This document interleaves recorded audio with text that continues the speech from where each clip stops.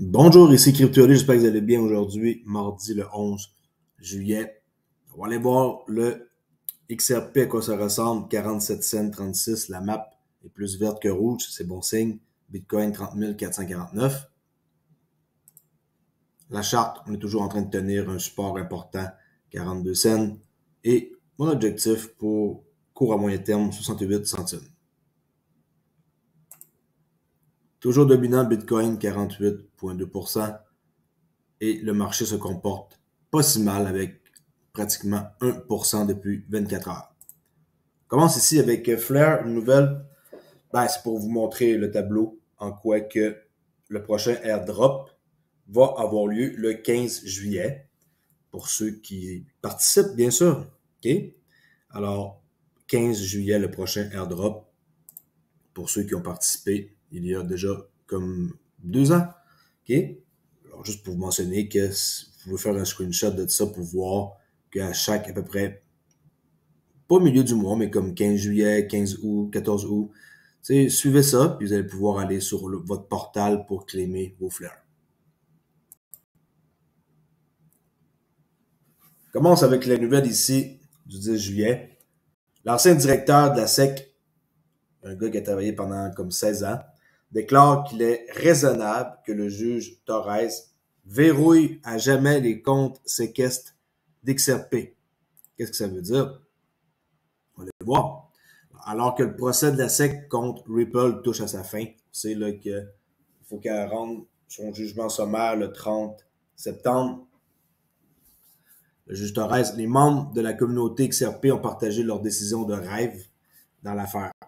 Dans une récente discussion, il s'appelle Mark Fagel, l'ancien directeur de la SEC à San Francisco, partagé l'opinion d'un gars sur Twitter que lui, il dit un scénario possible et là, on va voir que Mark Fagel va dire que ça semble raisonnable. Regardez bien qu'est-ce qu'il dit le gars sur Twitter. Dans ce qui a été étiqueté comme sa décision de rêve je parle de Jack O, le passionné de XRP a déclaré qu'il souhaitait que la juge Annalisa Torres inflige une amende à Ripple pour avoir initialement proposé XRP comme garantie. Je sais pas qu'est-ce que vous en pensez. Ça semble logique quand même, hein? L'utilisateur a affirmé qu'il avait consulté les emails de Ripple et pensait que l'entreprise méritait une amende. Et là, je vous pose la question. Jack O souhaite également que le juge ordonne que la majorité des XRP dans les comptes séquestres de Ripple soit remis à la SEC et verrouillés pour toujours. Ça, je pense que vous pouvez oublier ça. Je sais pas même si c'est possible de pouvoir les déverrouiller comme d'un coup. Je pense que c'est cédulé selon des périodes. Je crois que ça pourrait être changé selon un vote, mais en même temps, c'est des choses que je suis pas tout à fait sûr. Lui, il voudrait que ça soit remis à la SEC. Je suis désolé, là, mais là-dessus, je suis pas d'accord du tout. Et vous autres, qu'est-ce que vous en pensez? En retour, qu'est-ce que Jack O a dit? Le juge devrait déclarer tous les XRP en circulation comme une marchandise. Autrement dit, XRP deviendrait une commodité. OK? Chose que ça serait intéressant. Ça, c'est clair, là. OK? Une commodité, c'est OMM. Écrit en anglais. Fait que XRP deviendrait une commodité. Ça, c'est ça qu'on veut. Et non un titre. Même si un titre en tant que tel, ça va rien changer, là. T'sais, mais moi, je dis que je suis 50% d'accord avec ce qu'il dit, puis l'autre, je suis pas d'accord. Je veux pas, moi, qu'on donne les XRP du compte escroc à la SEC.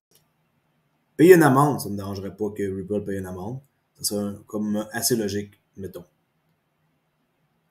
Et là, ce tweet-là, il a attiré l'attention de Mark Fagel, qui dit que ça semble raisonnable. Qu'est-ce qu'il dit? Fagel a parlé de la bataille juridique de la SEC contre Ripple le mois dernier. Il a apparu dans une émission de Crypto.ly, avec John E. Deaton, Jeremy Hogan, ils étaient trois à discuter des implications des emails par rapport à Inman, qu'est-ce qu'il a mentionné depuis plusieurs années, et qu'on a accès maintenant à ces courriels-là. par rapport au procès de la SEC contre Ripple, qui, pour ceux qui sont nouveaux sur ma chaîne, ça peut paraître un peu compliqué comme nouvelle, là.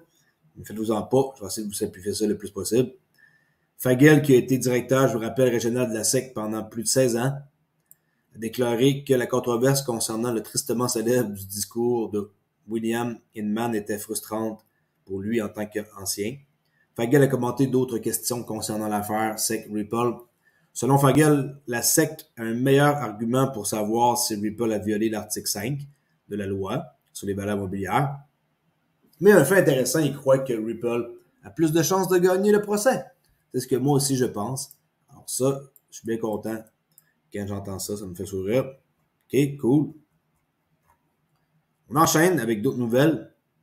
Ici, j'ai trouvé hier, de la part d'un autre YouTuber qui a partagé l'information, XRPL HQ, c'est quelqu'un qui avait un site et ça fait du bien de voir que on peut voir plusieurs choses reliées à la communauté XRP à un endroit seulement.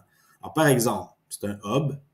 Et on peut voir ici des gens comme Expector, Flare, Xom Wallet, Futureverse. Là, quelqu'un peut faire de la promotion aussi. Là, on est dans les paiements. Ripple, Xom, Spendabit, KeepBitPay. Si on clique sur Wallet, des sortes de wallets où on peut mettre notre crypto XRP, la DeFi, OK, Sologenic, Allbridge. Contenu créateur. Là, on voit des gens ici qui sont populaires sur YouTube. Et les exchanges, quelques populaires exchanges. Qu'est-ce qu'on peut voir d'autre? Avec ça, on peut voir le prix, avec le rang market cap. Pareil, qu'est-ce que je vous montre sur CoinGecko ici, là. Comme ça, c'est le même principe. Oups. Et qu'est-ce qui est intéressant, c'est en haut, on peut voir la XRP Rich List. OK. En passant, on va voir ici, dans une nouvelle, qu'ils viennent d'atteindre 81 millions de transactions là, dans le registre. Alors, c'est énorme. Puis, ça fait vraiment comme beaucoup de transactions avec zéro erreur. C'est ça qui est le plus important à savoir. Alors, qu'est-ce qu'on peut voir? Ceux qui possèdent entre 100 à 1000 XRP, on voit que c'est un bon pourcentage, hein, entre 30 et 60. Là. Entre 1000 et 5000, presque 30%. Entre 5000 et 10 000, comme 5%. Et là, on voit ceux qui en ont plus que de 10 millions. Ben, c'est comme à peu près moins de 2%. Là. Et on peut aussi voir les wallets avec les pourcentages exacts. On peut cliquer dessus, on peut les fouiner. Il y a une calculatrice aussi avec des chiffres par défaut. Vous pouvez aller cliquer, vous pouvez aller traduire pour voir si vous ne savez pas c'est quoi ça veut dire. Comme par exemple, le volume total estimé des transactions quotidiennes en milliers de dollars. OK? Fait qu'on va dire 19. C'est un chiffre qui me paraît normal pour un futur proche. Réserve de valeur, qui est 30 billions. Offre en circulation, 60 milliards. Temps moyen, qui est 5. Durée à laquelle, qui est tout ça, vous faites ça. Et là, vous cliquez sur calculer. Et ça va donner un prix d'à peu près 1000 quelques. Si je ne me trompe pas, attendez. Des fois, quand on traduit dans une autre langue, ça ne fait pas bien là, pour exécuter un calcul. Alors, remettez-le en anglais. 1632 $ le XRP avec des chiffres par défaut. Allez fouiner avec ça. XRP calculateur. OK? Je viens de vous montrer grosso modo à quoi ça ressemble. Continue. Du 81 millions, là, on parle là, de la nouvelle que j'ai montrée tantôt. Alors, le XRPL franchit une étape importante. 81 millions de registres fermés aux premières heures, là, avant hier. Alors, 81 millions, c'est un chiffre intéressant pour voir que ça évolue vite. Bien qu'il soit qualifié de protocole de contrat intelligent innovant, le XRPL semble avoir une concurrence minimale.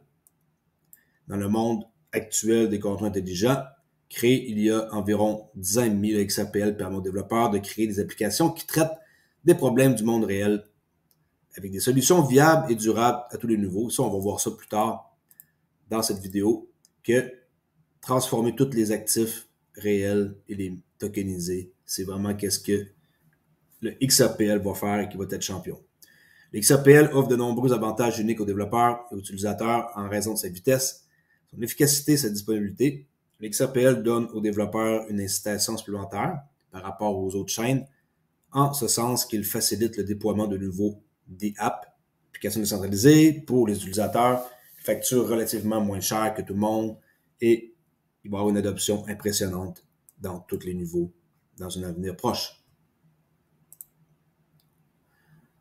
La vidéo d'aujourd'hui est peut-être un peu longue, mais vu qu'hier, je n'ai pas produit de vidéo, ben, je vais pouvoir faire un peu un 2 en 1. Tenez le coup, il y a des vraiment bonnes nouvelles et il y a des trucs que je suis sûr que vous allez apprendre sur ma chaîne avec Crypto Ali. Si vous n'êtes pas encore abonné à ma chaîne, abonnez-vous immédiatement. J'ai plus de 6000 personnes qui me suivent et j'ai quasiment, ben, je m'en vais vers les 900 vidéos de produits là, en 2 ans. OK. On voit ici quelqu'un qui parle en quoi que il dit que Bitcoin, c'est pas Satoshi Nakamoto qui est derrière ça, c'est pas une entité, c'est pas comme une personne, c'est carrément la NSA aux États-Unis. Je suis 100% d'accord. Hein, j'ai jamais cru moi que c'était une personne en tant que telle. Si vous pensez que les gouvernements laisseraient une personne comme ça gérer un truc aussi gros, que ça soit décentralisé ou pas, peu importe. Alors lui, qu'est-ce qu'il dit? C'est que SHA, okay, le protocole, l'algo qui est derrière Bitcoin, SHA 256, quand ça a été créé en même temps que la pièce ouverte, là, OpenCoin. Vous vous souvenez, OpenCoin, c'était comme ça XRP avant, dans le tout début. Alors, Bitcoin et OpenCoin, c'est la même personne qui a créé ça. Et la personne qui se cache derrière ça, c'est la NSA. Et la NSA, on peut voir dans un article que j'ai pris ici que le S pour Secure Hash, pour H, qui est le hachage, et A pour algorithme. Alors, Secure Hash Algorithme, c'est ce que ça veut dire. C'est conçu, ça a été conçu, ben c'est ça que ça dit. SHA-256 est membre des fonctions de hachage cryptographique conçues par la NSA, faisant partie du groupe d'algorithmes de hachage SHA-2 créé pour la première fois en 2001. Regardez, 2001. En tant que successeur de SHA-1, blablabla, SHA-256 est une fonction de hachage cryptographique brevetée. Le brevet, okay, un brevet, allez fouiller, allez voir ça sur Google, marquez ça. Pour l'algorithme SHA-256 a été déposé par la NSA le 5 mars 2001. Bien avant que Bitcoin existe, vous êtes d'accord? Répertoriant Glenn M. Liddy comme inventeur. Le brevet a été accordé et publié le 7 décembre 2004. Alors, tu sais, écoutez, qu'est-ce qu'il dit, c'est assez comique. C'est comme traduit en anglais, là. Juste écoutez et vous allez comprendre. C'est que ça. C'est parti. For you kids. SHA-256. You know what SHA-256 is? It's the algorithm. OK, SHA-256, c'est l'algorithme. That is behind the encryption. Qui est encrypté dans Bitcoin. Of Bitcoin. Mm-hmm. Do you know who invented SHA-256? Qui a inventé SHA-256? NSA. Look that up. Think about that. The government created the encryption that Bitcoin uses. Le gouvernement a créé, dans le fond, le SHA-256 qui est derrière Bitcoin. Alors, je ne sais pas pourquoi que les gens continuent de penser que ce certain Nakamoto, Satoshi Nakamoto est derrière ça. Si vraiment c'était une personne, cette personne-là, il l'aurait trouvé à quelque part. Puis je peux vous dire que ça aurait sûrement mal fini pour lui. Alors, moi, j'ai toujours eu l'impression qu'on nous fait croire que c'est une personne, là, et cette personne-là, oh, elle est quelque part dans le monde, elle se cache, et wow, elle possède beaucoup de Bitcoin, blablabla. Je crois pas trop à ça. Je crois que c'est carrément créé par le gouvernement. Ça a toujours été ma théorie de base. Et ça serait beaucoup plus logique que ça soit ça. Pour contrer qu'est-ce qu'on a connu en 2008 comme crise, ils ont créé le Bitcoin. Alors, le temps que le Bitcoin s'est adopté, 2011, 2000, ça commence, 2012, tout le début de tout ça, ben, fait en sorte que, à un moment donné, c'est devenu populaire, comme qu'on voit le succès qui contrôle pratiquement de la moitié de toute la crypto. In fact, the government created the entire internet. C'est qui a créé l'Internet? C'est une personne, c'est deux personnes, c'est le gouvernement. Comme on peut voir ici, ça aussi je suis d'accord avec cette personne-là. I'm just saying, if you're going to release something to the world or let it be released to the world, and you're the creator of everything, just a few things to think about. OK? Bon. Je connais pas le personnage-là en tant que tel, là. J'ai pas fait de recherche sur ce gars-là, mais qu'est-ce qu'il dit? Moi, ça correspond avec mes pensées aussi. OK? Je vais faire une recherche, SHA 256, NSA, breveté en 2001.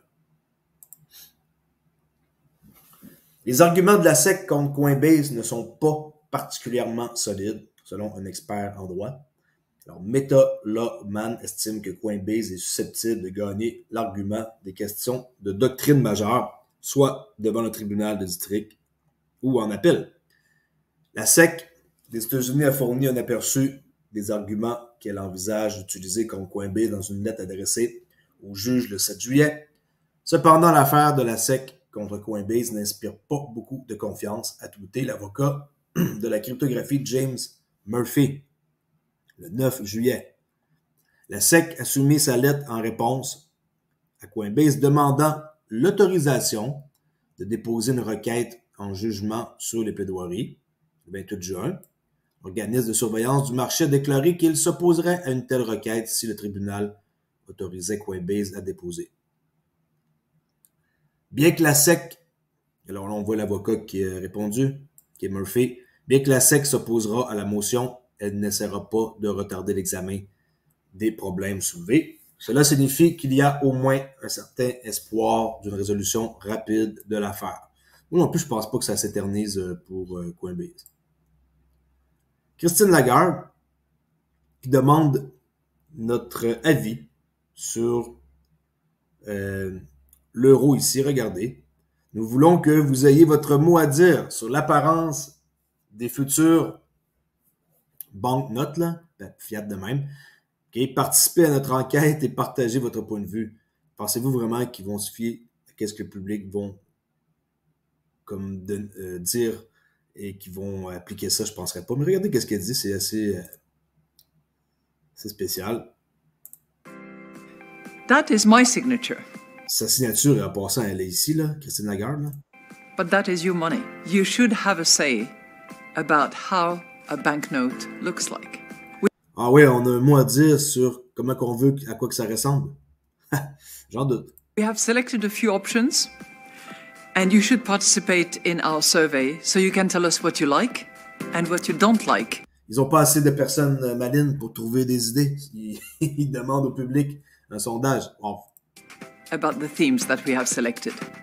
Thank you. Ben, je tenais à vous montrer ça, que j'ai vu ça, j'ai parti à rire. OK? Ici, Anthony Wolfer, qui a été qui est reçu ici pour Ripple de la part de Currency Research. C'est un award, là, qui est un trophée. Regardez que ça ressemble. Advancement in Digital Currency, Best Sustainability Initiative. Ripple, 2003 Digital Currency Conference. Alors, c'était pour vous montrer le trophée ici. Qui avait lieu. La date, je ne sais pas c'était quand, là, mais c'est la Currency Research qui ont remis ce trophée-là par rapport au CBDC et les projets qui se tiennent avec Ripple. Quelqu'un qui m'a envoyé une information, Myriam Benamar, ici sur Binance. Merci en passant, c'est gentil. Que Binance, il va y avoir du staking pour XRP pour les futurs. Moi, honnêtement, j'ai pas trouvé comme le lien de Binance en tant que tel. Puis je sais que nous, au Canada, le 30 septembre, on pourra plus comme faire affaire avec Binance. Jusqu'au temps qu'il y ait comme les problèmes dans un futur proche. mais ça serait qu'on peut staker du XRP et il y aurait une possibilité d'avoir un retour. Tout ça, ça reste à confirmer, là, ok? Je viens de vous montrer une nouvelle que je partage. Puis, il y aurait aussi comme un fonds sécurisé de 5 millions d'XRP. Et on peut rejoindre le programme de staking. Apparemment, il y aurait comme juste 8999 participants. OK? Je sais que ça s'en vient, tout ce qui est de AMM, Automate Market Maker, pour générer un retour sur les XRP. On va voir ça dans la prochaine vidéo, je vais en parler. Vous savez, ça va changer, le XRPL. Il faut que ça évolue, il faut que ça change. On ne peut pas rester tout le temps comme ça, avec plein de blabla, mais que tout ce qui se construit, ça finit par être utilisé un peu, mais pas tant que ça. Ça va changer. Tout va être tokenisé et va être sur le XRPL. Il y a beaucoup de trucs qui vont arriver. Et attendez de voir la prochaine vidéo. Je vais vous montrer quelque chose par rapport à ça. Moi, je pense que avec qu'est-ce qui s'en vient, le XRPL et les projets qui vont se construire, qu'on pourrait avoir une plateforme du type Uniswap et que ça va être très, très, très intéressant pour les détenteurs d'XRP de pouvoir avoir quelque chose en retour pour stacker nos XRP. Je sais qu'avec Flare, on va pouvoir le faire, mais ça traîne, c'est long. On peut pas faire vraiment encore rien de ça. Et on voit comme Ethereum, comment qu'ils ont une longueur d'avance sur un paquet de trucs et que leur blockchain est utilisé. XRPL, il faut que ça débloque. Ça a toujours été lent. Je sais pas si c'est voulu pour voir un peu tout ce que les autres font puis copier leur succès, mais c'est hyper lent. Pas pour les transactions, je veux dire, mais lent pour développer. Ça, c'était en passant à Binance, là, qui voulait rassurer ses clients que le 30 septembre 2023, si vous faites pas, par exemple, vos transactions, vous vendez pas vos trucs, qui vont liquider vos positions le 1er octobre. Là. Alors, s'il vous plaît, faites en sorte d'enlever vos trucs avant le 30 septembre. Sinon, vous allez vous faire liquider, parce qu'ils se retirent du Canada, parce que c'est rendu ici, le Canada, assez spécial avec les marchés, les autorités du marché au Canada, là, en Ontario surtout, qu'ils exigent, on peut même plus acheter qu'une carte de crédit de la crypto, ben, chose que je conseille pas, là, mais c'est un exemple. On peut utiliser des virements, eux, ils ont des maximums de 2500, genre, que les gens peuvent pas dépasser plus. C'est très, très, très strict, le Canada, en passant, pour ceux qui pensent que c'est cool, là. C'est pas très cool pour la crypto depuis, je dirais, un petit peu plus qu'une année, là, ça commence à être très difficile d'acheter. Ici, un tweet que j'ai trouvé en quoi que les experts ont déclaré que la décision, si XRP gagne, bien entendu, chose que je crois fortement, le prix du XRP pourrait exploser à 8 $ en moins de 48 heures. Alors, 8 $, est-ce que vous y croyez? 8 $ le prix du XRP en moins de 48 heures si il gagne. Vous y croyez, oui ou non? Moi, non. Je préfère être sur le long terme et laisser ça de façon naturelle que pomper, puis qu'après ça, il redescende au même prix qu'il était avant qu'il pompe. Là. Je crois pas que 8 $... Écoute, si c'est ça, tant mieux. Mais ça ne changera rien pour moi. Je vais même pas vendre un XRP à 8 $. Je vends rien tout court avant 10 $, un certain pourcentage. S'il y en a qui savent un peu ma stratégie, je l'ai déjà expliqué dans le passé, là. Okay. L'ancien président de la SEC, qu'on aime tous, hein, ici, il est en train de dire que Bitcoin, il n'y avait pas de problème, ça devrait être approuvé pour le ETF. Regardez qu'est-ce qu'il va dire. Bien sûr qu'il va approuver le Bitcoin. Can they say no to a spot ETF? Attendez, je vais vous mettre ça en anglais, au moins la traduction. OK. Much longer. Well, it goes to that issue. I think that when the SEC approved the futures-based ETF, they said, let's look at the... Pour ceux qui ne savent pas, c'est lui qui, avant de quitter la SEC, a mis, dans le fond, a créé le cas Ripple SEC. Et après ça, il est parti 2-3 jours plus tard, dans le temps de Noël, on se rappelle tous. Et Gary Gensler a pris sa place un peu plus tard, là. Okay? Alors, c'est lui qui a foutu le bordel, si on peut dire. OK? The futures market, we see the surveillance, we see the protections in that market for the end investor that are sufficient. We don't see them in the spot market, so we're going to make that distinction. I think what the institutions are arguing is that. Ben, pour ceux qui ne savent pas c'est qui, en passant, c'est Jay Clayton, si vous cherchez son nom. Parce que si vous êtes nouveau sur ma chaîne, ça se peut que vous demandez c'est qui ce gars-là, Jay Clayton, ancien chairman de la SEC. Those distinctions have gone away, and now the spot product is actually less drag, more efficient for the investor. So if there's not that delta in regulation, not that delta in what I could say efficacy, the spot should be approved. That's the OK, the spot should be approved. Il sait comment parler, en tout cas. Hein? Mon Dieu, hein? C'est un expert pour parler et dire des choses, mais en même temps pas dire, là. Mais oui, il doit être accepté, c'est ça. Ripple ici qui est cité comme une infrastructure basée sur la blockchain à côté des réseaux Visa, Mastercard et de la messagerie Swift. On peut voir une image en quoi que Ripple a une blockchain et à côté de Visa et Mastercard. Okay. Swift aussi. Okay. Ils vont toujours être de la partie. Là. Pensez pas que Ripple va remplacer Swift. Là. Ils vont juste avoir une part de la tarte. Okay. On espère que la tarte, on va avoir genre toute cette part-là. Là. On va dire 25% du marché. Même si c'était juste 10%, je serais bien content. Là. Mais mettons, on va dire 10% du marché d'ici 2030. Ça serait plus que acceptable. Je crois que je suis conservateur en disant 10%. Je sais pas vous autres, c'est quoi vous avez en tête là? Quand que tout va être tokenisé sur la blockchain XRPL. En parlant de tokenisation, je l'ai dit, je le répète, tout ce qui est du monde réel va être tokenisé. Tout. Et un épisode ici, Blockstar Podcast, avec nul autre que Joel Katz, qui est David Schwartz, le CTO de Ripple, parle des opportunités de RWA, le Real World Asset. Tout va être tokenisé et dans ce podcast-là, ils ont reçu 2 invités spéciaux, Home Coin Finance et Talo. On va aller voir leur site à l'instant. Ça, c'est l'extrait que je vais vous montrer. Et on peut voir ici l'invité spécial qu'ils ont reçu, HomeCoin. C'est une possibilité que les investisseurs ont dans la DeFi d'obtenir un rendement avec un stablecoin qui est adossé à une hypothèque résidentielle. Et oui, regardez, ça c'est le site. Okay, un stablecoin backé par des maisons aux États-Unis.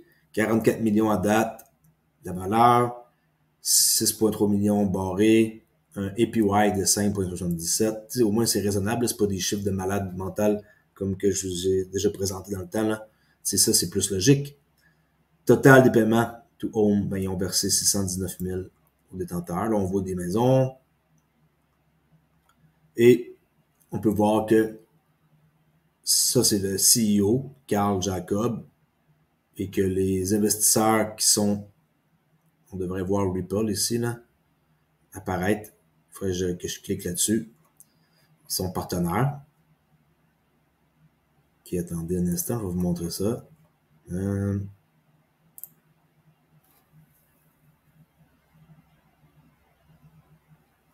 Ok, c'est pas à cette place-là d'abord, c'est un autre endroit. Peu importe.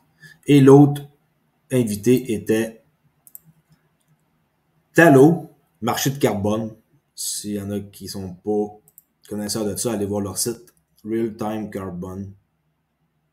On voit ici comment ils ont budget, là. 26 000 tonnes de carbone. C'est plutôt, je faisais une erreur, là. C'est avec eux que Ripple sont partenaires et non Home. Ils sont partenaires avec Talo, ok? Ripple ici, comme Polygon, Celo, Chainlink. Vous pouvez aller voir en français qu'est-ce que ça dit. Temps réel, carbone, compensation. C'est des trucs qui sont très importants. 26 000 tonnes de carbone. C'est énorme. Alors, l'extrait que je vais vous montrer, c'est ici. On part ça à l'instant. The tokenization of real-world assets, RWAs, is one of the, if not the most enduring use case for crypto and blockchain. According to recent reports, Boston Consulting Group puts the total... Et regardez, dans un rapport récent, le Boston Consulting Group évalue estimated value of tokenized real-world assets at upwards of $16 trillion by 20... 16 billions de dollars.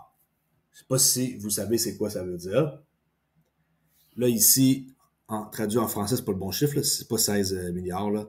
Bon, excusez-moi. Là, on voit 16 millions. C'est 16 billions, OK? Alors, 16 trilliards de dollars d'ici 2030. OK. 2030. But since essentially anything can be tokenized, when we're talking about tokenizing real-world assets, we're talking about boiling the ocean. Here to help us unpack and conceptualize this topic, drill down into the applications, use cases, and protocol standards, and better understand its uses for developers, end users, and businesses are a few very special guests. I'm excited to be sitting down with Carl Jacobs, CEO and co-founder of Home, Jazzy Cooper, Senior Product Manager at Ripple, and Ryan Gledhill, co-founder and CEO of Thalla. Welcome to Blockstars. It's great to have all of you here. Thanks, Evan. C'est pas hyper bien traduit, là, mais s'il y en a qui veulent écouter l'entrevue, je vous suggère fortement. Vous savez que j'ai beaucoup d'attirance vers tout ce qui est la tokenisation du monde réel vers la blockchain et dans l'immobilier. Je vous en parle depuis plus qu'une année que je suis intéressé à investir dans l'immobilier. Je cherche le projet idéal. Peut-être que je l'aurai trouvé. Je vais peut-être en parler ou garder ça pour moi. Mais pour l'instant, je vais juste vous dire que c'est intéressant, Blockstar, s'il y en a qui ne connaissent pas ça, là, allez voir avec David Schwartz. Okay? Et pour renforcer en quoi que c'est là pour rester et que c'est l'avenir, on peut entendre ici Eddie Duo, qui est le CEO, PDG, pas CEO, hein, PDG, c'est la même affaire, hein? C'est juste la version qui est président, directeur général des autorités monétaires à Singapour. Checkez bien ça. Qu'est-ce qu'il va dire? En quoi que c'est une tendance qui va rester. C'est pas une bulle là, de tokeniser les actifs réels et de les mettre sur la blockchain. C'est un truc qui est tendance. Et eux sont pour ça. Et ils vont vers ça. Et ils veulent réguler ça. Et ils vont faire en sorte que les exchanges, eux, ils vont faire en sorte que le chemin va être facile.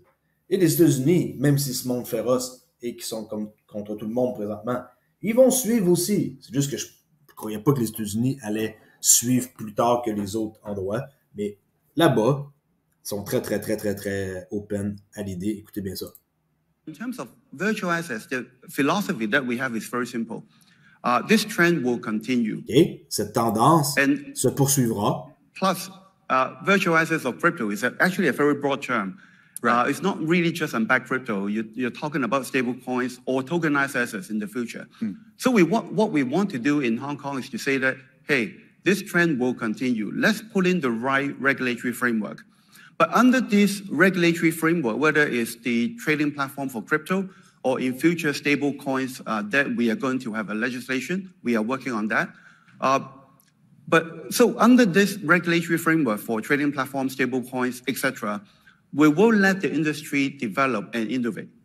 We will let them create the ecosystem here. And that actually brings a lot of excitement. But that doesn't mean light touch regulation. If any participant thought that the regulation is too tight, they're welcome to go elsewhere. OK, ça veut tout dire. Eux, ils vont ouvrir les voies pour que tout puisse se développer. Ils vont pas mettre des bâtons dans les roues. Au contraire, ils vont aider. OK. Ben, c'est ça pour aujourd'hui. J'ai rien d'autre de spécial à dire. C'est déjà une vidéo assez longue. Si vous ne connaissez pas Crypto Ali, je vais refaire après-midi une vidéo sur d'autres trucs par rapport au AMM, là, Automate Market Maker, et où ce que ça s'en va cette histoire-là pour avoir du rendement avec des XRP qu'on pourrait mettre là, les staker avec minimum de risque. Hein? Puis de toute façon, même si on peut faire ça dans un futur proche, ça ne veut pas dire parce que on peut le faire qu'il faut tout placer nos XRP dans ça, là. On peut placer, mettons, 25%, 30%, quelque chose du genre, pour risquer tout, mais ça peut être des risques minimum pour avoir enfin un retour sur nos XRP qui servent à rien. En tant que particulier comme ça, si on veut avoir un rendement, ils servent à rien. Il faut se dire les vraies choses, là. Je suis pas là pour vous mentir, là. Alors, tu sais, c'est bien beau tout ça, mais en tant que personne et investisseur, youtubeur, appelez-moi comme vous voulez, ben, moi aussi, je cherche à faire plus avec ce que j'ai. Et je pense que vous êtes comme moi. Si vous ne connaissez pas, cliquez sur rejoindre, venez faire un tour sur ma chaîne. Et je vous promets que je vais vous faire des excellentes nouvelles. J'ai pris un petit break hier, ça fait du bien. Et je vais essayer de trouver le mieux de qu'est-ce qui est sur le web pour vous donner le plus d'informations sur XRP, que vous savez que j'adore tous et que vous êtes très, très, très populaire à posséder. Regardez en passant, pour ce qui est de la communauté, je vois que il y a quand même pas mal de monde qui ont acheté des choses le week-end passé. J'ai demandé est-ce que vous avez acheté la crypto le week-end passé et j'ai des commentaires en quoi qu'il y a plein de personnes qui ont acheté. Ben, moi, en partant, j'ai acheté du Casper. Ici, lui, a acheté FET, Jack, XRP, XDC, XRP, Avalanche, Graph, Holo. Lui, Étoile à Neutron, Pulsar a vendu du Solana pour acheter du Gala. Du Gala aussi, j'en ai racheté. Quant, VET, ILV, Illivium, XRP pour toujours, Caps, Theta, Tao. J'étais voir le projet de ça. C'est quand même assez intéressant. C'est hot. On peut être validateur ou miner là, avec eux autres. C'est pas un conseil financier. Je vais juste mentionner qu'il y a quelqu'un qui en a acheté ici. Mais j'ai été un peu faire des recherches parce que je trouve ça intéressant. Matic, Jasmy, je suis pas sûr c'est quoi, BCH, qui ont pompé pas mal depuis un mois. Okay. Alors, je trouve ça intéressant, les sondages. Ça donne une bonne idée sur qu'est-ce que vous possédez. Puis, je suis content de voir que vous y participez. D'accord? Alors, je vous dis à la prochaine vidéo qui va être plus tard aujourd'hui. Merci. Ciao.